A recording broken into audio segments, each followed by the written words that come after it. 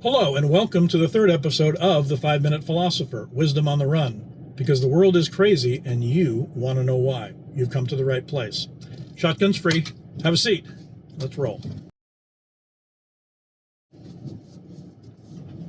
Well, Trump has made it official. The Gulf of Mexico, from the standpoint of the U.S. federal government, is now officially known as the Gulf of America. Why is he doing this? What's the point? Is this some sort of new version of mean tweets? Is he just trying to start a fight? What's his deal?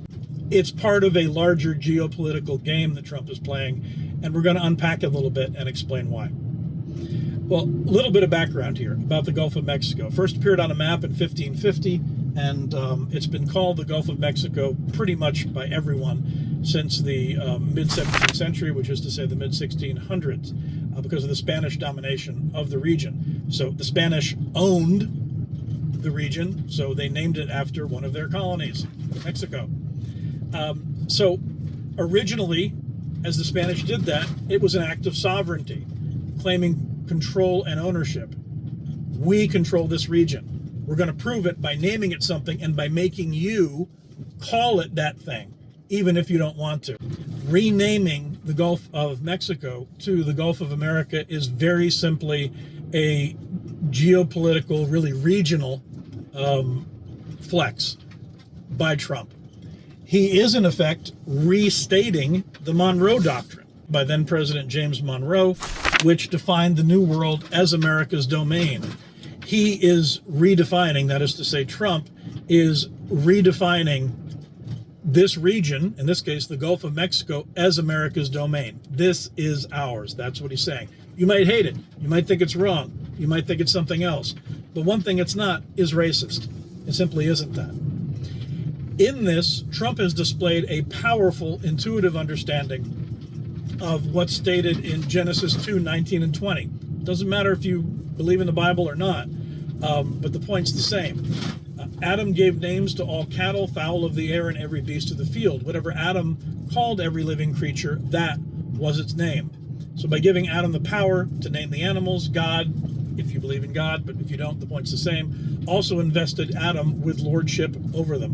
Whether or not you believe, it's the same message. You name your children, whatever you name them, and that's a way of saying, this is my child. I have a relationship here, and it's a relationship where I'm in control. Trump is saying we, the United States, are in control. Whether you like it, hate it, love it, despise it, whatever. That's what's happening. So no, it's not racist. But the Monroe Doctrine here really does apply. He's turning himself into the new James Monroe, although I don't know that he's evoked James Monroe specifically. He's saying, laying the groundwork, right along with some of the other things he's doing, which we're going to talk about in the next video, where he's renamed Denali as Mount McKinley, where he's trolling Trudeau, the 51st state business, obviously closing the Mexican border, imposing tariffs on our trading partners, and so forth.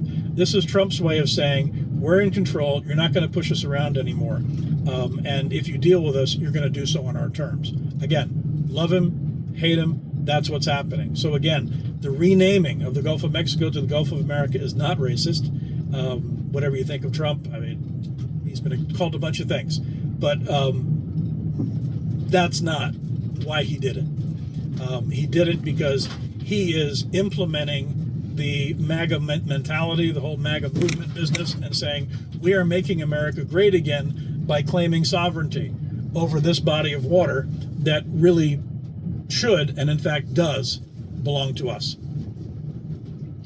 And that brings us here to the end of the third episode of the 5-Minute Philosopher. I want to say that I'm really very grateful to all of you for joining us, joining me for riding shotgun here with me. It's been fun. It's only been a few days, but we're already way up on the views. Please, please, please subscribe. Please, please, please comment. Like the video too, but please subscribe and please comment. If you do comment, we're very small. If the comment is at least reasonable, I'm going to answer. And I want to encourage everyone. I was a philosophy professor for years, and I studied to be a philosophy professor for years before that. And I genuinely value intellectual engagement, difference of opinion, and all of that.